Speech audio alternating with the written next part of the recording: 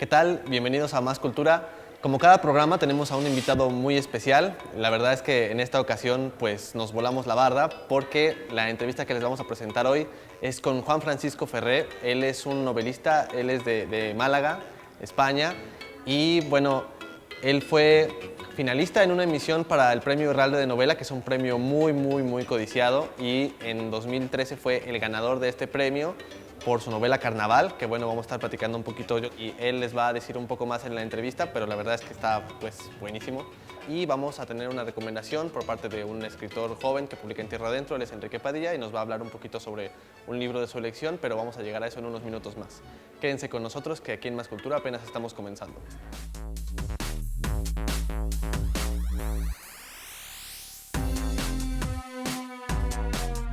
Ciudad de México.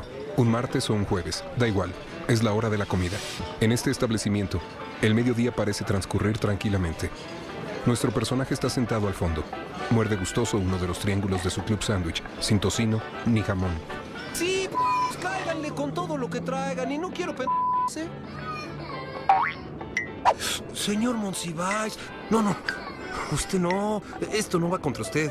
Bueno, mucho gusto. Hasta luego, provecho. A ver, muñecos, ¿ustedes quién les está hablando? Váyanse cayendo con el varo. A ver, échame el relojito, carnal. Señora, la cartera. A ver, esas carteras, no se amarren. Y esos tenis, chavo, quítatelos. También me los llevo.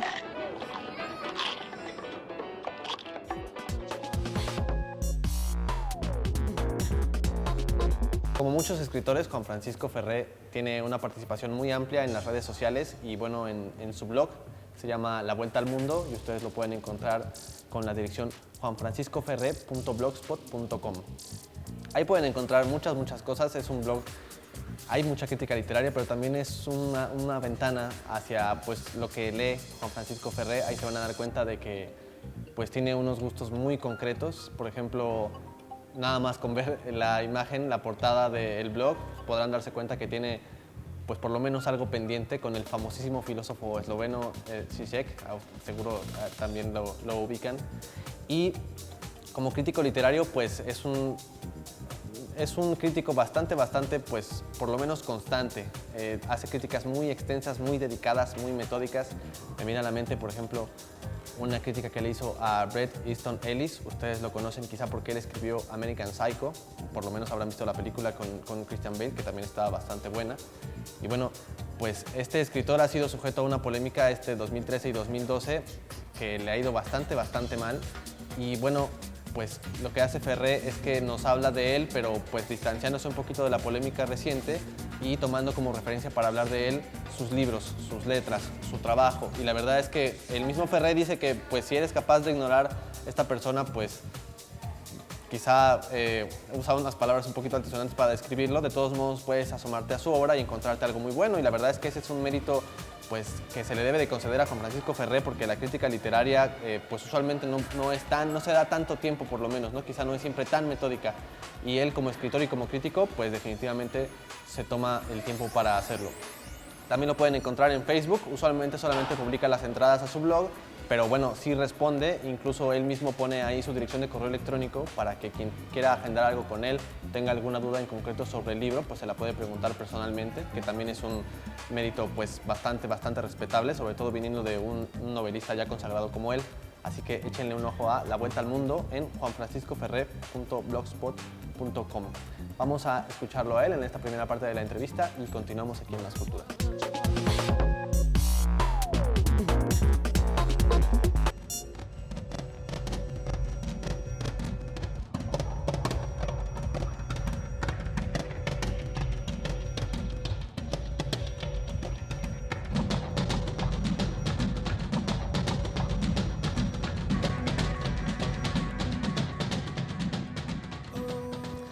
Ahora tengo el placer de entrevistar a Francisco Ferré. La verdad es que yo acabo de ver entre las personas que traían los voceros que vienen de Anagrama, Carnaval, y vi la solapa y dije, tengo que entrevistar a esta persona.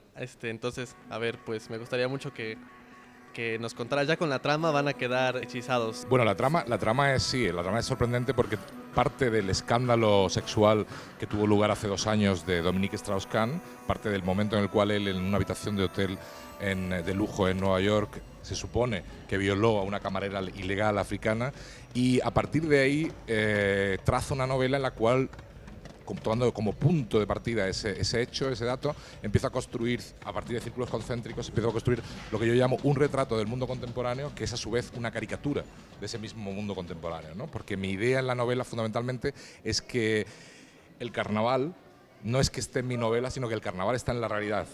El carnaval es lo que estamos viviendo hoy en esta realidad espectacularizada, mediatizada, en la cual los medios de comunicación y los comportamientos privados son cada vez más televisivos o espectaculares. Y en ese sentido, a mí me interesaba recuperar la vieja tradición del carnaval para retratar un mundo como este, utilizando una situación tan ridícula y tan grotesca como esta que he descrito al principio, ¿no?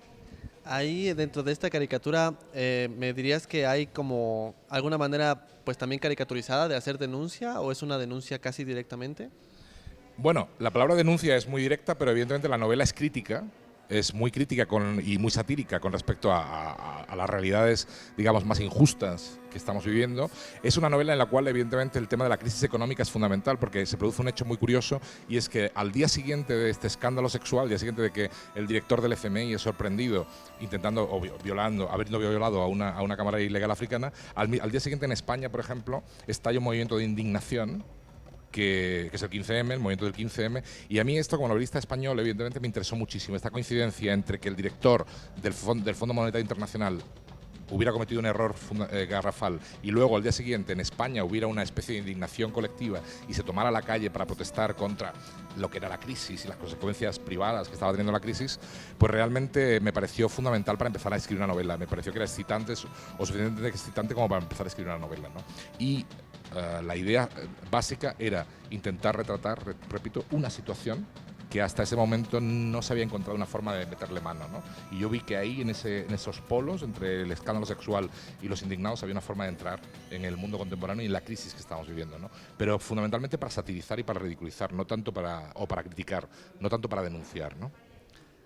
Quizá a partir de ese escándalo, Strauss-Kahn se volvió un personaje pues más familiar para todos aquellos que no tenemos interés o no sabemos leer todo esto, todo el sistema económico, no estamos al tanto de sus declaraciones hasta antes, y este salto que dio lo convirtió pues en una especie de caricatura para muchas personas. Hubo todo tipo de declaraciones muy graciosas. Por ejemplo, me viene a la mente una que decía que Strauss-Kahn le hizo a esta camarera lo que el FMI le hace a África.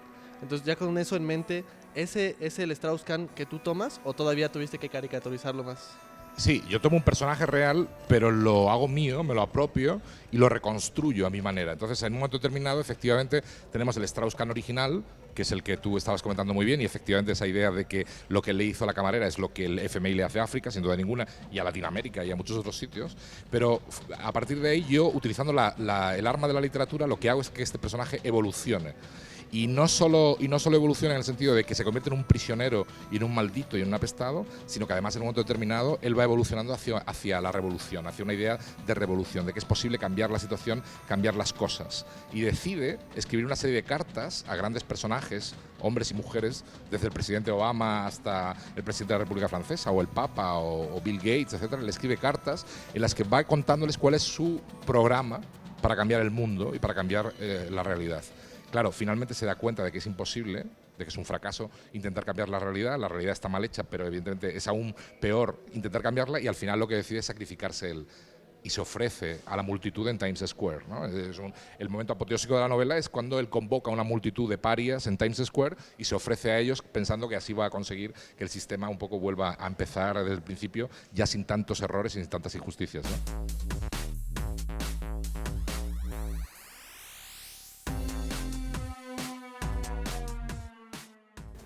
Ya les mencioné que con Carnaval ganó el premio Herralde de Novela en 2013, pero bueno, ya antes lo había intentado con una novela que se llama Providence. Esta novela se quedó como finalista. Y bueno, varias de las críticas que se ganó con Providence quizá ya no las vamos a escuchar ahora, que pues ya ha logrado estar más allá del bien y del mal con este experimento pues tan exitoso y tan bien logrado que es Carnaval. Pero si nos regresamos para ese momento, nos vamos a encontrar con unas críticas quizá no tan positivas de en su proceso de construcción de una voz propia, Juan Francisco Ferré pues tuvo lo que varias personas consideran equivocaciones, pero bueno, vamos a dar un poquito de contexto para que ustedes decidan qué tan equivocaciones fueron realmente. Por ejemplo, él nació en 1961. A los escritores de esa generación, a los novelistas, se les conoce como los escritores del after pop. Y bueno, creo que para nadie es noticia que España no está pasando por un buen momento, no es un momento social o económico para ellos. De ahí que la crítica le pide a los escritores que de alguna manera desarrollan un tema del mundo contemporáneo, que empiecen por España, que hablen de España, que no se salgan de España. Y bueno, esta no ha sido de ninguna manera el propósito de Juan Francisco Ferré, y menos en Providence, una novela que nos da un poquito de la voz interior, quizá, por decirlo de una manera, un tanto ensayística como lo hace Ferré, de un terrorista. Y ahora vamos a una cápsula y continuamos aquí en Más Cultura. La muerte del escritor mexicano José Emilio Pacheco ha consternado a la comunidad literaria de Hispanoamérica por tratarse de uno de los más importantes poetas de nuestro país, uno de los pocos sobrevivientes de su generación, junto con la recientemente laureada Elena Poniatowska. Hombre discreto, sencillo y con una enorme sensibilidad, José Emilio siempre tenía tiempo y ánimo para saludar a quien se acercara a pedirle un autógrafo o una foto. Con enorme pesar tengo que decirles que mi padre murió hace unos 20 minutos. Se fue muy tranquilo, se fue en paz, murió en la raya, como él hubiera querido, señaló Laura Emilia Pacheco al dar a conocer el fallecimiento de su padre, el poeta, narrador, ensayista y traductor mexicano. Es importante resaltar que en vida, el escritor obtuvo múltiples reconocimientos como el doctorado honoris causa por la UNAM, el premio Javier Villaurrutia por su obra El principio del placer, el Ariel junto con Arturo Ripstein por el guión de la inolvidable película El castillo de la pureza, el premio Miguel de Cervantes por enriquecer el legado literario en lengua española. Aunque estudió filosofía en la UNAM, Pacheco decía que el verdadero aprendizaje lo consiguió de sus paseos por la Ciudad de México, acompañado por su entrañable amigo, Carlos Monsiváis. Imposible reseñar la exitosa trayectoria de este hombre de bien, y como siempre, lo mejor será leer o releer su obra. Un legado extraordinario para todo aquel que hable español. Descanse en paz el maestro don José Emilio Pacheco.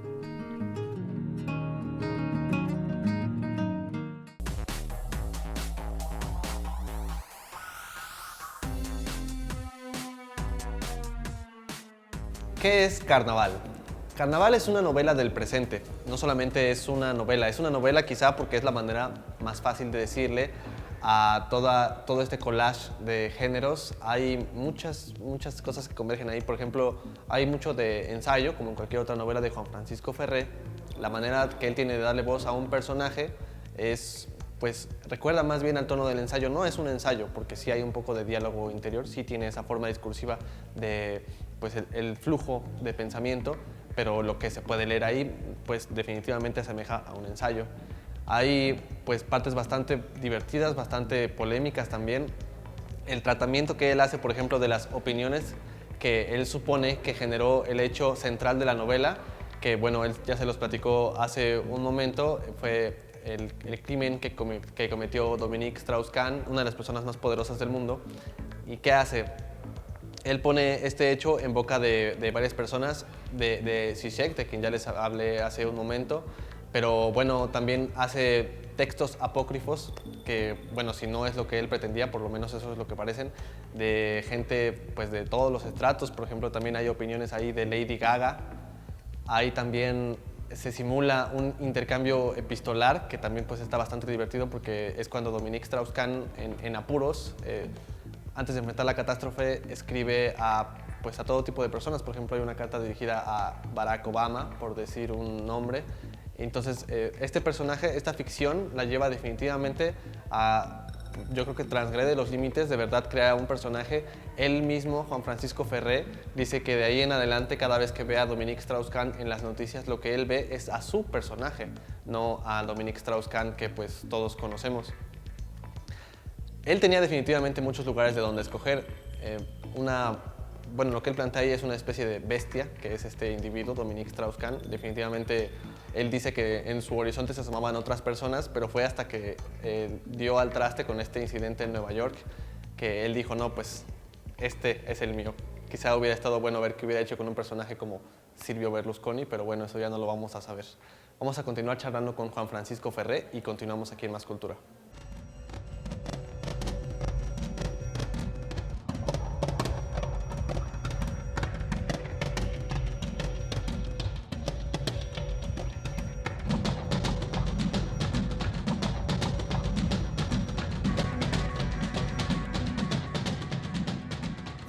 Me llamó mucho la atención que la crítica hace como mucho, le gusta mucho las herramientas que tú utilizas para completar esta realidad que nos cuentas ahí, como por ejemplo hay textos que supuestamente son de personajes como Chomsky, entonces que te hablan como de esa facilidad que tienes para fabricar este otro lado, ¿no? Lo que diría Chomsky. Hay otros autores, además de Chomsky, ¿a quién más utilizaste de esta manera? Sí, en la novela en realidad se compone de 3 partes. 2 simétricas, que son una se llama el dios K y la otra se llama el dios K el ombligo, en el ombligo del mundo, y en medio he colocado un falso documental que se llama El agujero y el gusano, y que es un falso documental realizado por una supuesta directora canadiense que ha sido capaz de convocar a toda una serie de figuras del pensamiento, de la universidad, del periodismo y de la cultura en general para pronunciarse sobre el escándalo de SK. Entonces, en ese falso documental que lleva en la novela aproximadamente 50 páginas, se pronuncia Chomsky, evidentemente, hablando del caso de SK, lo cual es una improbabilidad, ¿no? Pero también habla Slavoj Žižek, el novelista Michel Houellebecq, Camille Paglia, Michel Onfray, en fin, toda una serie de personajes de la vida americana, de la vida europea, que de alguna forma se pronuncian sobre el caso Strauss-Kahn. Y para mí era una forma de relativizar todo lo que se había hecho o dicho en torno a ese caso, ¿no? Es decir, ¿qué podrían decir las mentes más luminosas de nuestro tiempo respecto de un caso tan ridículo como este, ¿no? Y entonces me permití el juego de imitar sus voces, imitar sus conceptos y obligarles a hablar de un tema del que nunca habrían hablado, ¿no? Y eso es una de las cosas que tiene la literatura, te permite hacer cosas que en la realidad nunca se van a producir, ¿no? Y este falso documental, por ejemplo, que es uno de los grandes éxitos de la novela y realmente es una de las partes más aplaudidas de la novela por los lectores, es por esto, porque realmente te encuentras ahí a toda la inteligencia o representantes de la inteligencia mundial pronunciarse sobre un caso que es ridículo, ¿no? Precisamente para allá va mi siguiente pregunta. Leí una frase tuya que es: la literatura me sirve para propiciar uniones ilícitas. ¿Cuál sería como la unión ilícita nuclear en este texto? Bueno, la unión ilícita en este caso sería, la primera de todas es robarle al mundo del periodismo, al mundo mediático, robarle un personaje que ellos han construido. Es decir, este personaje para mí no existía antes de la mañana en que veo su fotografía en internet y que la han publicado todos los medios y que ha dado la vuelta al mundo. Entonces realmente para mí es robarle un personaje a los medios y transformarlo en literatura. Esa es la primera unión ilícita, hacer literatura a partir de algo que supuestamente está muy lejos de la literatura, ¿no? Y luego otras uniones ilícitas, por ejemplo, son la idea de carnaval. O sea, aplicar la vieja idea, el viejo programa del carnaval a la realidad contemporánea. Es decir, carnavalizar aún más la realidad contemporánea. Y eso también es otra unión ilícita, ¿no?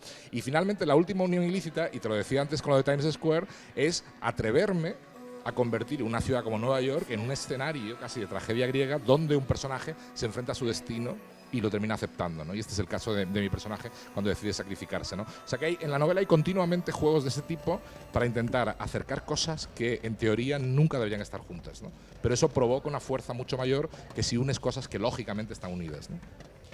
También me encontré otra frase que me gustaría que me comentaras, es que solo a través de la provocación surgen posibilidades de no seguir desmoralizándose. Claro. Me faltaba por decir el último elemento, que es el que baña el conjunto, que es la risa, que es el humor.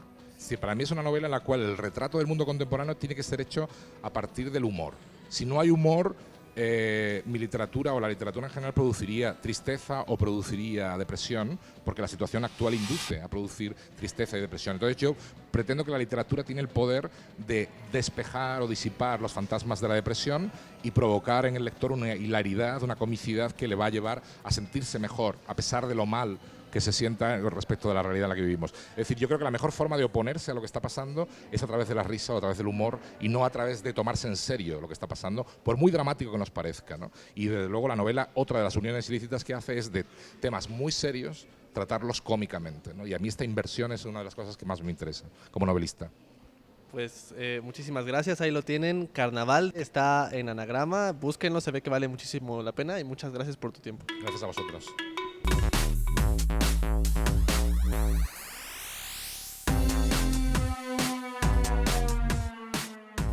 Ya les he mencionado a lo largo del programa la importancia que tiene el Premio Herralde de Novela y bueno, pues a manera de recomendación, la verdad es que sí les aconsejo que le echen un ojo a todos los ganadores y bueno, también a las listas, a los jurados. Si de veras quieren comprar algo, se les antoja comprarse un libro y pues aventárselo durante un fin de semana o yo qué sé, ese definitivamente es un buen guía, el Premio Herralde de Novela. Por ejemplo, ahí está La Hora Azul de Alonso Cueto. Ahorita la verdad es que lo de Carnaval tampoco me voy a cansar de hacerles esa recomendación. Es una experiencia pues muy grata. La identidad la historia que les inventa a sus personajes pues es muy entrañable, pero además lo que él hace con esta anécdota de Dominique Strauss-Kahn es muy divertido, es muy ingenioso. La verdad es que vale muchísimo, muchísimo pues echarle un ojo. Esa es mi recomendación y vamos a ir a otra recomendación. Esta la va a hacer Enrique Padilla. Ustedes lo pueden leer en espiralpiscis.blogspot.com y bueno, pues los dejo ya con su recomendación.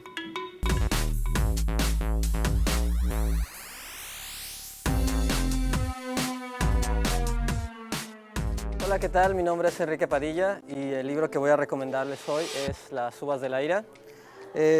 Fue escrito por un autor norteamericano que se llama John Steinbeck.